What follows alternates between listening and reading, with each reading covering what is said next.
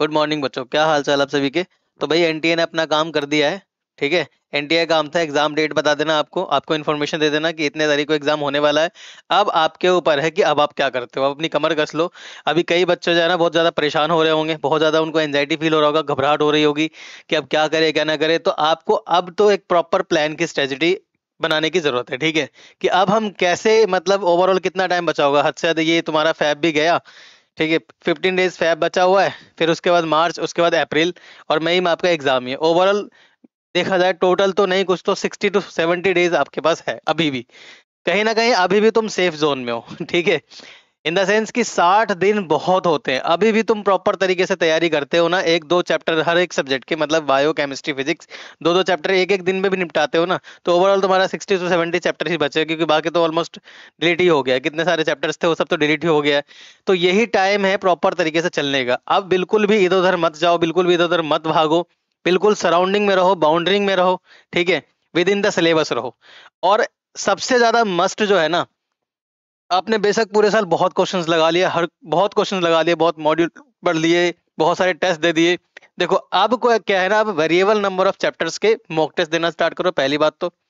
दूसरी बात, पीवाई की उसको पकड़ लो कस के। ठीक है। सिर्फ और सिर्फ पीवाई को बार बार लगाते रहो।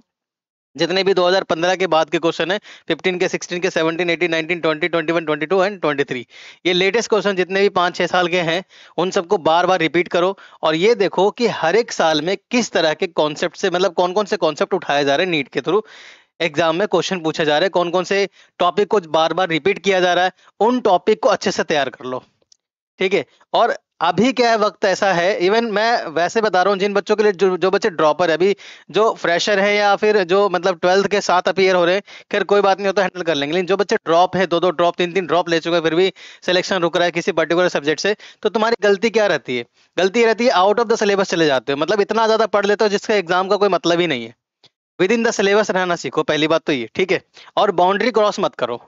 ओवरऑल पीवाई के उसके पैटर्न को समझो, कौन कौन से टॉपिक को एग्जामिनर रिपीट करता है बार बार, उस चीज को समझो। ठीक है। और क्वेश्चंस लगाओ जितना हो सके, क्वेश्चन से ही कॉन्सेप्ट बनाओ, क्वेश्चन से ही कॉन्सेप्ट बनाओ। अभी क्या है ना, कई बच्चे और भी नोट्स रगड़ रहे होंगे, नोट्स बनाने में लगे हुए होंगे। भाई नोट्स बनाने का टाइम नहीं है ये, क्वेश्चंस करने का टाइम है। जितना हो सके उतना न्यूमेरिकल करो, और न्यूमेरिकल से तरीके सीखो कि किस तरीके से न्यूमेरिकल को हम अटेम्प्ट करें। सिलेक्शन उस बच्चे का नहीं होता जिसको सारे क्वेश्चन आते हैं, सिलेक्शन उस बच्चे का होता है जिसकी स्पीड अच्छी होती है, जिसकी एक्यूरेसी अच्छी होती है, और जो टाइमली सॉल्व कर देता है क्वेश्चन को। और टाइमली किसी क्वेश्चन को सॉल्व तभी कर पाओगे जब आपके क्वेश्चंस, मतलब जितने भी क्वेश्चंस हैं ना, जब आपके क्वेश्चंस के ऊपर प्रैक्टिस होगी। मतलब कोई भी ऐसा क्वेश्चन नहीं एग्जाम में जो आया हो और आपके आंखों से ना गुजरा हो। ठीक है। यानी फिर से मैं बोल रहा हूँ, पीवाई को कम से कम 3 से 4 बार पीवाई को लगा लो, अभी भी वक्त है, बहुत ज्यादा टाइम है अभी भी। ठीक है। तो इन सब बातों को सोचते हुए ही मैं कॉन्सेप्ट फ्रॉम क्वेश्चन का सीरीज लेकर आया हूँ नीट के लिए, और सेपरेटली जेई के लिए भी। जेई के लिए अलग सेपरेट लेक्चर बनेगा और नीट के लिए अलग सेपरेट लेक्चर बनेगा। ठीक है। तो नीट का सबसे पहले 11th क्लास का पहला चैप्टर से स्टार्ट कर रहा हूं मैं। अब इन लेक्चर्स में जो भी 1 2 3 लेक्चर जो भी होने वाले हैं पर्टिकुलर चैप्टर के, तो कोई एक बाउंडेशन नहीं है कि इसमें हम इस टॉपिक को डिस्कस करें, इसमें हम उस टॉपिक को डिस्कस करें। 5 से 10 क्वेश्चन लेकर के आऊंगा मैं, और 5 से 10 क्वेश्चन में जो भी टॉपिक इंक्लूड होगा, जैसे एक पर्टिकुलर क्वेश्चन ले आया, इसमें जो भी टॉपिक इंक्लूड होगा उस टॉपिक को सॉल्व करा दूंगा। उस टॉपिक के बेसिस से बताऊंगा, देखो क्वेश्चन ऐसे आया हुआ है। यानी कि जो अपकमिंग पीवाईक्यूज होगा, उस टॉपिक से रिलेटेड अगर क्वेश्चन आता है तो डेफिनेटली आप अटेंड कर लोगे। तो प्रिकॉशंस ये है कि जो बच्चे 11th में हैं रिसेंटली, होपफुली उनके लिए नहीं है। अगर वो पोटेंशियल रखते हैं कि हाँ भाई मैं पीवाई क्यू एंट्रेंस वगैरह कर सकता हूँ, तो वो भी देख सकते हैं, हालांकि समझता हूँ उन्हें भी आ जाएगा। लेकिन प्रॉपर तरीके से ये जो लेक्चर है वो नीट वाले बच्चों के लिए, 11th के लिए अलग से लेक्चर बना देंगे। ठीक है। तो स्टार्ट करते हैं। तो पहला क्वेश्चन, नीट 2023 लेटेस्ट क्वेश्चन, अभी लास्ट ईयर का क्वेश्चन है। पढ़ो इस क्वेश्चन को, क्या पूछा है।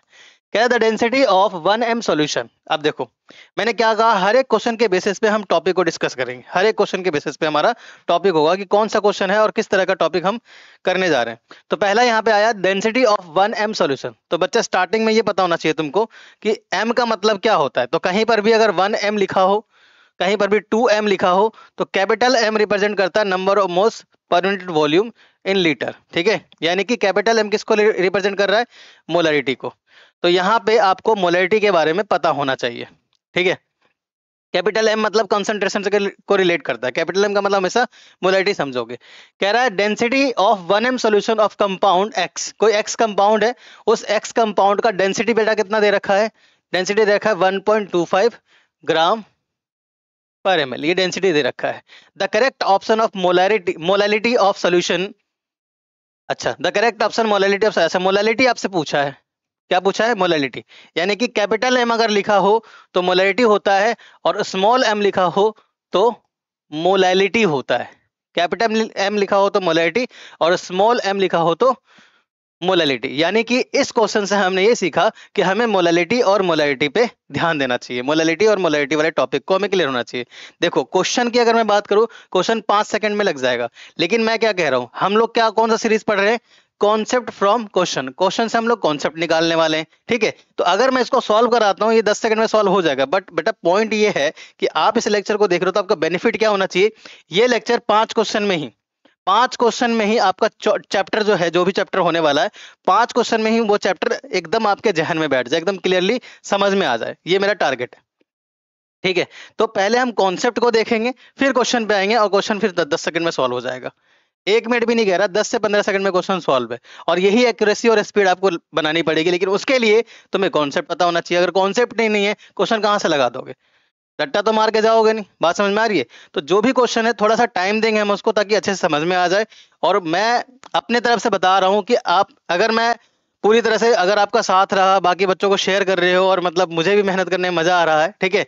तो अगर इन दिनों जो भी हमारे पास 50-60 दिन है, तो उन दिनों भी अगर हम प्रॉपर तरीके से फॉलो करते हैं ना, हर एक पर्टिकुलर चैप्टर के बेसिस पे, तो नहीं कुछ तो 170 प्लस 160 प्लस आपका केमिस्ट्री में मार्क्स जा सकता है, नीट में बता रहा हूं आपको, ठीक है।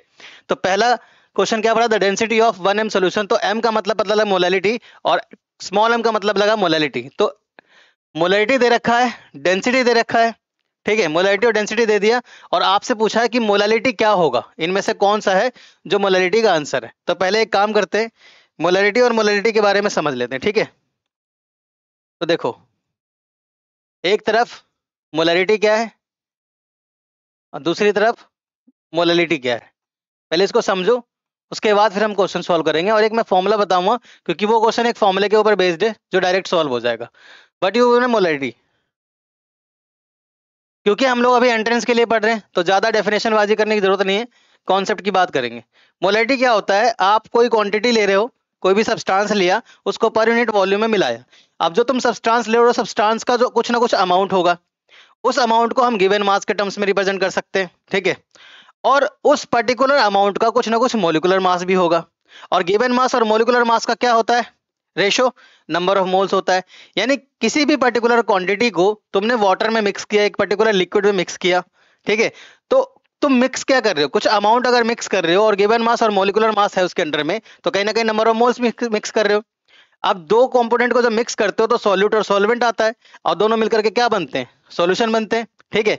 तो number of moles of solute को कितने अमाउंट ऑफ सॉल्यूशन, यानी वॉल्यूम ऑफ सॉल्यूशन में मिला रहे हो, डिसॉल्व कर रहे हो, उसी को हम बोलते हैं मोलैलिटी, ठीक है। तो क्या बनेगा डेफिनेशन, नंबर ऑफ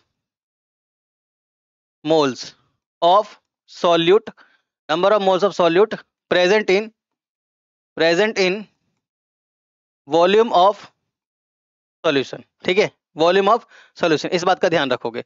मोलैलिटी को बेटा हम कैपिटल एम से रिप्रेजेंट करते हैं, क्या होता है, नंबर ऑफ मोल्स और पर यूनिट वॉल्यूम, वॉल्यूम अगर किस में हो, लीटर में हो।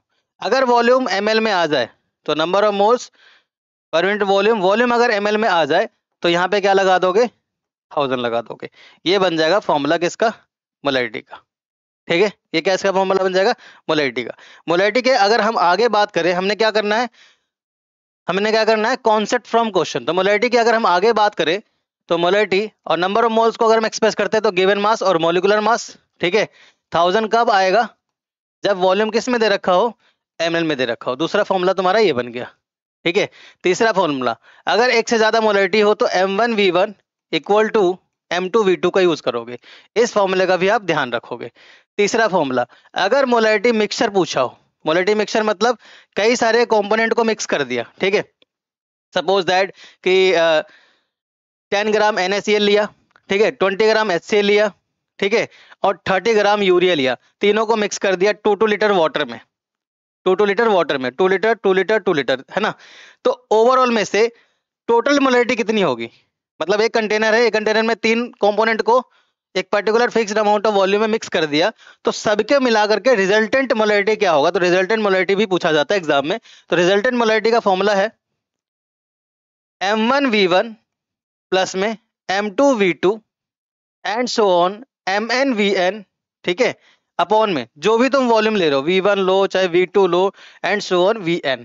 तो अगर मोलैरिटी मिक्सचर क्वेश्चन में पूछता है, आने वाले अपकमिंग एग्जाम में क्वेश्चन अगर मोलैरिटी मिक्सचर पे क्वेश्चन आता है, तो इस फॉर्मूले से सॉल्व कर दोगे, ठीक है, इस फॉर्मूले से सॉल्व कर दोगे। समझ में आ रही है बात।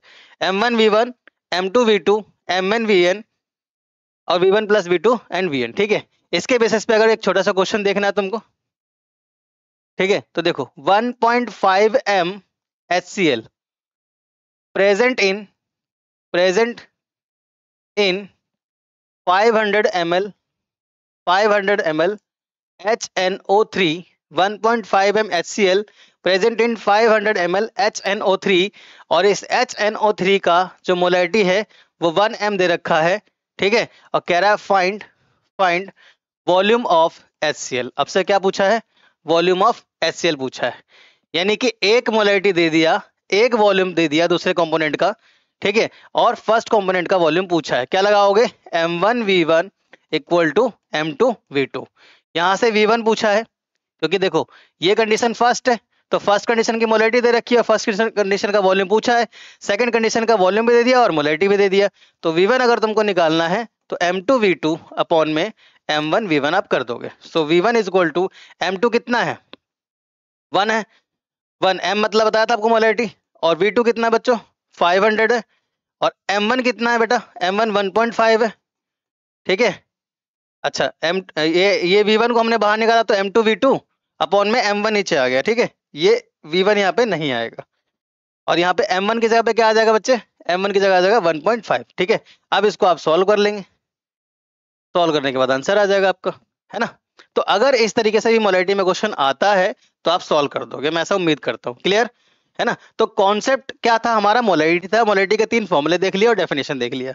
अब आते हैं मोलैरिटी। अच्छा एक और क्वेश्चन, एक और फॉर्मूला लिख लो, formula number 4, normality is equal to molarity into में n factor, molarity is equal to normality is equal to molarity into में n फैक्टर।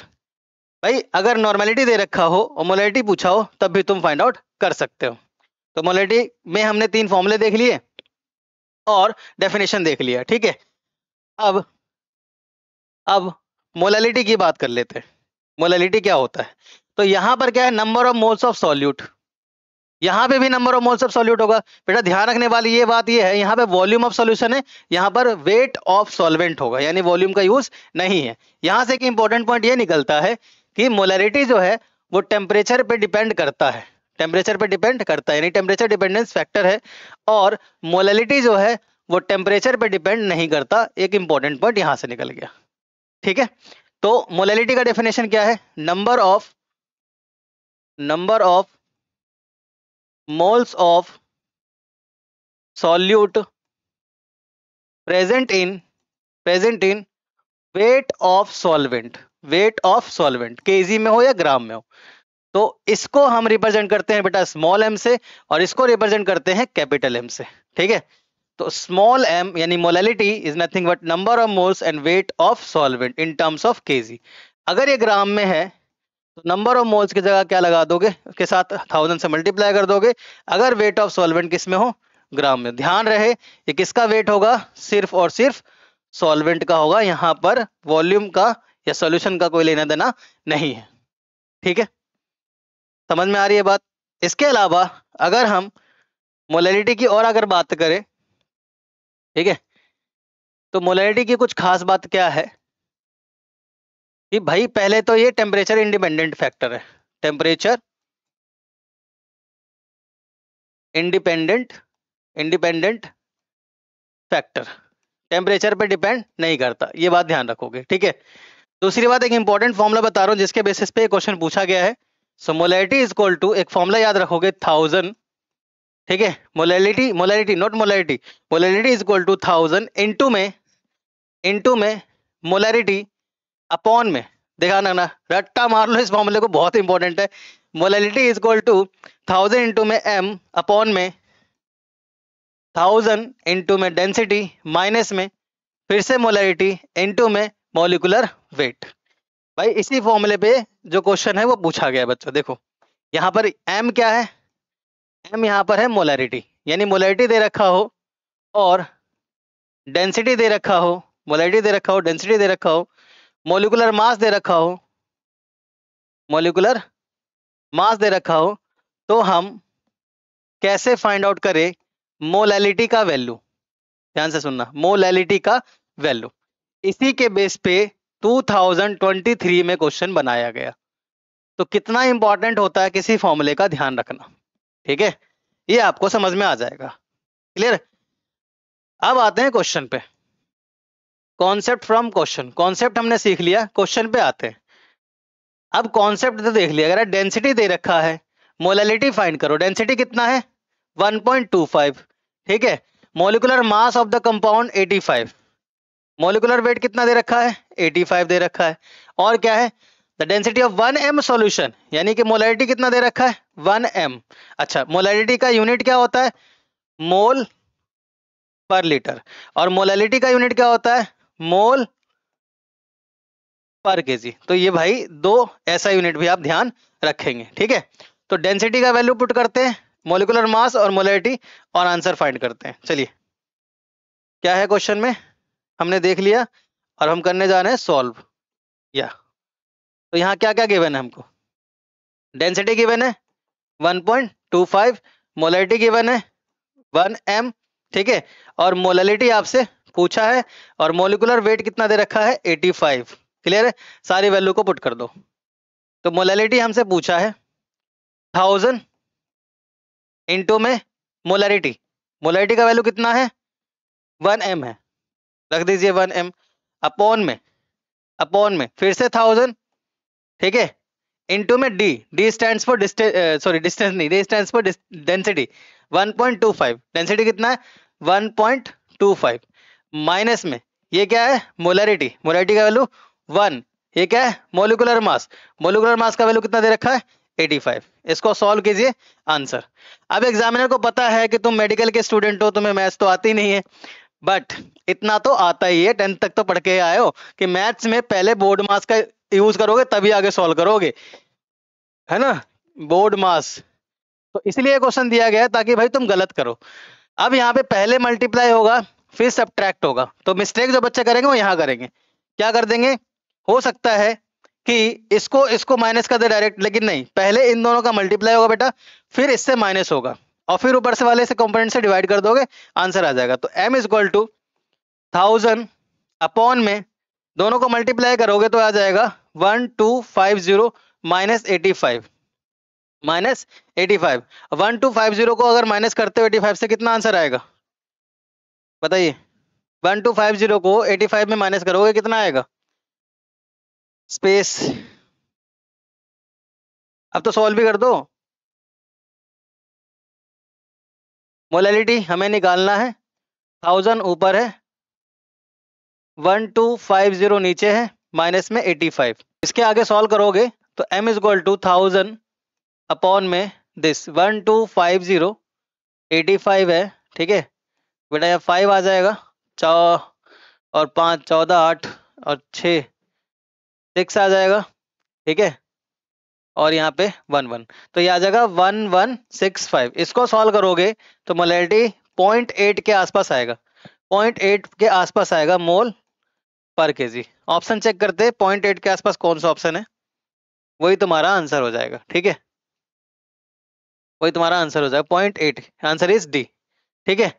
तो देखो क्वेश्चन सॉल्व होने को तो हो गया, लेकिन इससे पहले तुम्हें पता होना चाहिए था भाई कि मोलैलिटी होता क्या है, क्योंकि हम क्या करने वाले हैं क्वेश्चन से ही कॉन्सेप्ट निकालने वाले हैं। अब बढ़ते हैं आगे नेक्स्ट क्वेश्चन पे, ठीक है, आ जाओ। देखो